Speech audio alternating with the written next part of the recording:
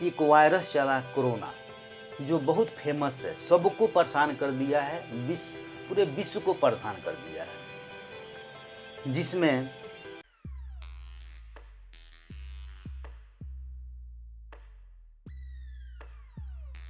नमस्कार, मैं विनय वर्मा, आप मुझे देख रहे हैं कुंडली रहस्य चैनल पे। आज के इस वीडियो में मैं बात करने वाला हूँ कुंडली के माध्यम से शरीर के अंग के बारे में। पिछले वीडियो में मैं आपसे बतलाया था कि सूर्य की गति के माध्यम से जातक के जन्म समय के ज्ञान के बारे में थोड़ा सा हम आपके पिछले वीडियो के बारे में थोड़ा सा जिक्र करना चाहूँगा। सूर्य का गति जो दाहिने की तरफ से होते हुए बाएं की तरफ से मुड़ती थी, ठीक उसी तरह से आज का जो वीडियो है उस कुंडली के माध्यम से शरीर के अंग का है। तो आप थोड़ा ध्यान देंगे। जैसे प्रथम भाव में यह प्रथम भाव है। प्रथम भाव में शरीर का वह अंग आता है जिसमें मुख हो, मुंह, शरीर, सिर, मस्तक, रूप, रंग, जाति, स्वास्थ्य, आयु और स्वभाव का वर्णन किया जाता है और इससे उसका निर्धारण किया जाता है। दूसरे भाव में दाईं आँख यानी राइट आई, बाड़ी मानी बोली, नाक और कंठ का विश्लेषण किया जाता है। वहाँ से उसकी बीमारियों पे ध्यान दिया जाता है। तीसरे भाव यानी सहज भाव को गला, कान, हाथ और कंधा, दाईं कंधा राइट साइड का जिक्र किया जाता है, उस पे विचार किया जाता है, शरीर के अंग पे। चौथे भाव में यानी सुख भाव में छाती, हृदय, अंतःकरण का, यकृत, पेट संबंधित रोगों की देखा जाता है, वहाँ से इसका विश्लेषण किया जाता है। पांचवें भाव में पेट और पीठ का ध्यान रखा जाता है। पेट में भी दाहिने साइड से, राइट क्षेत्र से और पीठ में दोनों पे विशेष रूप से ध्यान दिया जाता है।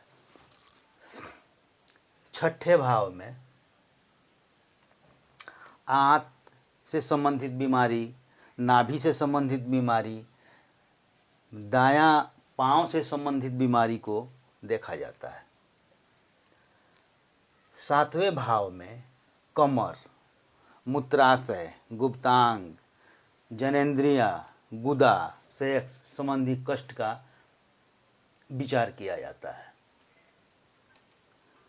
ठीक। आठवें भाव में इंद्रियों से संबंधित या फिर बाएं पांव से संबंधित पे विचार किया जाता है। नौवें भाव यानी भाग भाव इसको बोलते हैं। नौवां भाव में पेट और पीठ से संबंधित यह बाईं भाव, इधर मैं पांचवें भाव में बतलाया था पेट और पीठ से संबंधित, तो दाहिने साइड का बतलाया था। जबकि नौवें भाव में जब आप आएंगे तो इसमें भी पेट और पीठ का वर्णन किया जाता है, लेकिन यह होता है बाएं क्षेत्र का। फिर जब 10वें भाव का हम जिक्र करते हैं तो वहाँ हृदय और छाती की बात होती है। विशेषकर बाएं क्षेत्र, बाएं की तरफ, शरीर के बाएं क्षेत्र की तरह जिक्र किया जाता है और वहाँ से उसकी कल्पना की जाती है। ठीक उसी तरह एकादश भाव में गला, हाथ और कंधा जो बाएं साइड का देखा जाता है। ठीक। और 12वें भाव में द्वादश भाव जो बाएं आँख की चर्चा की जाती है।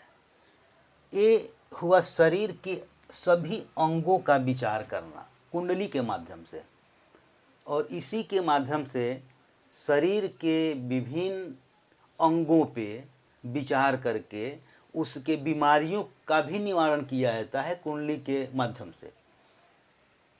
अभी मैं शरीर के अंग के बारे में क्यों जिक्र किया, आज के समय में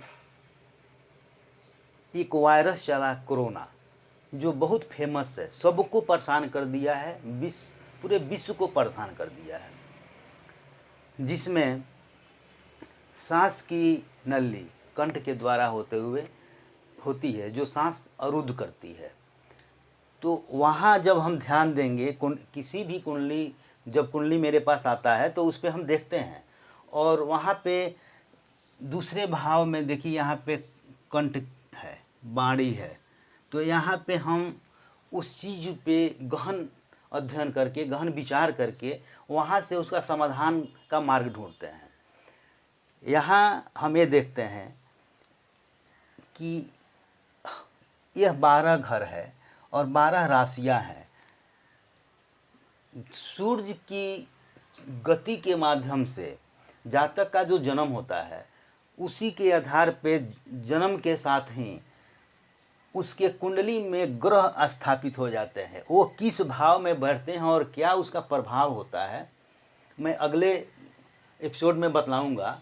फिलहाल मैं ये आपसे बतलाना चाहता हूँ कि अभी के समय में कोरोना बहुत फेमस है, इससे सभी लोग त्रस्त हैं, सभी लोग परेशान हैं। इसके बारे में मैं एक टिप्स भी बतलाना चाहूँगा कि इस क्षेत्र में, कुंडली के क्षेत्र में 3 चीज़ होते हैं, तंत्र, मंत्र और यंत्र। तंत्र मन होता है सामग्री, मंत्र तो सारे लोग जानते हैं मंत्र, और यंत्र अंकों का और शब्दों का योग जो यंत्र होता है। तो तंत्र यानी सामग्री, मंत्र। अब अगर आदमी ग्रह के ऊपर ध्यान दें तो कोरोना की तरह बहुत सारी बीमारियां हर 100 साल में आया करती है, जो महामारी के रूप में फैल जाती है। यह ग्रहों की गति के हिसाब से अब ब्रह्मांड में इसका प्रभाव फैलता है, और इसी से लोग प्रभावित होते हैं, जिससे यह तबाहियाँ शुरू हो जाती है। इसका समाधान भी होता है ग्रह का निवारण करके, तंत्रों के इस्तेमाल करके, तंत्र यानी जड़ी बूटी सामग्री उसका इस्तेमाल करके। मैं थोड़ा सा एक चीज़ बतलाऊंगा आपको। जैसे अगर कोई भी चीज़, जब तक हम किसी का कुंडली नहीं देखते हैं तो अस्थायी रूप से, व्यक्तिगत रूप से उसके बारे में तो अभी नहीं बतला सकते, लेकिन फिर भी मैं जनरल सभी लोगों के लिए मैं इतना ज़रूर कहूँगा कि मृत संजीवनी का वह जाप करें। डेली 1 माला कम से कम मृत संजीवनी का जाप करें। मंत्र है ओम ह्रीं जूं सह मम पाले पाले सह जूं ह्रीं ओम। और घर से निकलते हुए मास्क को जरूर लगाएं, सैनिटाइज जरूर करें, लेकिन उसके साथ ही नवाण मंत्र का भी मन में जाप करते हुए घर से बाहर निकलें। नवाण मंत्र यानी 9 ग्रह को निवारण करने वाला।